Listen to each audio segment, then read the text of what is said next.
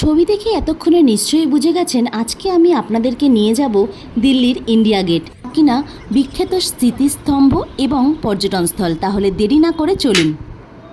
তাহলে আজকে আমরা চলে এসেছি, দেখতে পাচ্ছেন ইন্ডিয়া গেট। তাহলে চলুন আমার সাথে ঘুরে আসবেন দিল্লির ইন্ডিয়া গেট।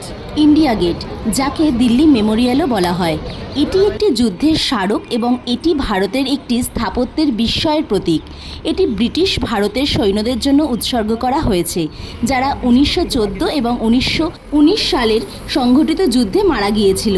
আর চলুন জেনে নেওয়া যাক এর নিকটতম মেট্রো স্টেশন কী। নিকটতম মেট্রো স্টেশন হলো কেন্দ্রীয় সচিবালয়, এবং সেখানে নেমে আপনারা হেঁটেও যেতে পারেন, কিংবা আমি নিয়েছিলাম অটো, পার হেড 10 টাকা করে নিলেই আপনি পৌঁছে যাবেন ইন্ডিয়া গেট। এবং রাস্তায় যেতে যেতে এরকম নানা রকম সুন্দর সুন্দর আপনি বাড়ি দেখতে পাবেন, পার্ক দেখতে পাবেন এবং বিভিন্ন কেন্দ্রীয় সচিবালয়ের অফিসও দেখতে পারবেন। ওয়ান্ডারিং চৈতার সাথে আছেন আর ইন্ডিয়া গেটের হিস্ট্রি জানবেন না, তা কী করে হয়। কিন্তু তার আগে কিন্তু অবশ্যই আমাকে অনেক অনেক ভালোবাসা, অর্থাৎ লাইক, শেয়ার এবং সাবস্ক্রাইব করতে ভুলবেন না। তো এই রকমভাবেই চলুন আমার সঙ্গে ইন্ডিয়া গেটের পরিসর দেখতে দেখতে আপনারা জেনে নেবেন এর কিছু কিছু ইতিহাস। ইন্ডিয়া গেট হলো রাজপথ রোড বরাবর লম্বা এবং শহরের সবচেয়ে দর্শনীয় স্মৃতিস্তম্ভগুলির মধ্যে একটি।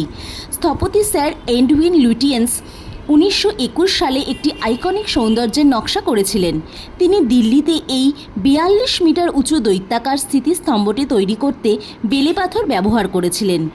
ইন্ডিয়া গেট দিল্লি এবং দিল্লির নাগরিকদের জন্য সেরা পিকনিক স্পট হিসেবেও কাজ করে, এবং এটি মিছিল এবং বিক্ষোভের জায়গাও বটে। তবে আসুন দেখে নিই বিখ্যাত পর্যটন আকর্ষণ ইন্ডিয়া গেট।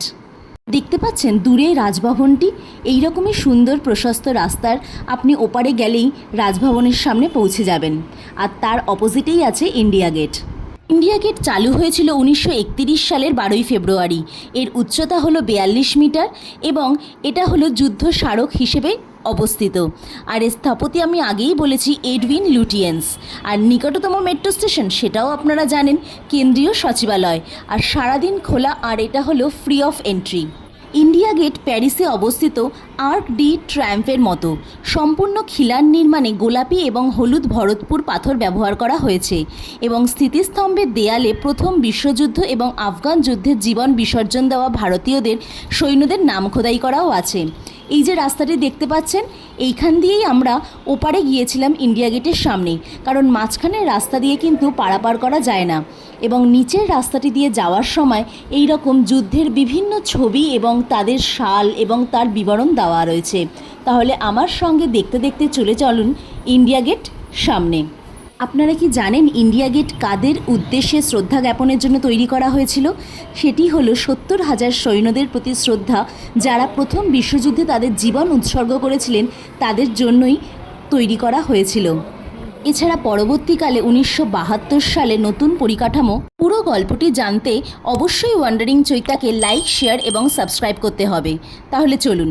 তৈরি করা হয়েছিল অমর জ্যোতি জওয়ান 1971 সালের ভারত পাক যুদ্ধে প্রাণ উৎসর্গকারী সৈন্যদের সম্মানে। যারা ইন্ডিয়া গেট ঘুরতে আসবেন প্রথমবার, তার আশেপাশে কিন্তু অনেক মার্কেটও আছে, যেমন জনপথ মার্কেট, কর্নাট প্লেস ইত্যাদি বিখ্যাত জায়গাগুলিও কিন্তু ইন্ডিয়া গেটের আশেপাশেই অবস্থিত। তো সেইগুলো ঘুরতেও কিন্তু আপনারা ভুলবেন না।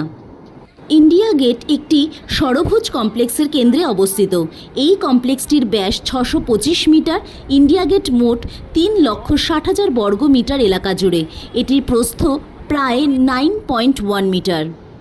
এই স্মৃতিস্তম্ভের শীর্ষে একটি অগভীর গম্বুজাকৃতির বাটি রয়েছে। বিশেষ অনুষ্ঠানে এই বাটি জ্বলন্ত তেলে ভরা হয়।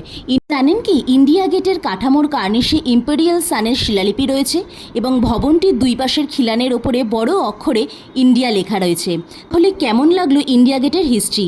এরকম আরও নানা তথ্য জানতে অবশ্যই কিন্তু ওয়ান্ডারিং চৈতা চ্যানেলটিকে লাইক, শেয়ার এবং সাবস্ক্রাইব করতে ভুলবেন না। Thanks for watching.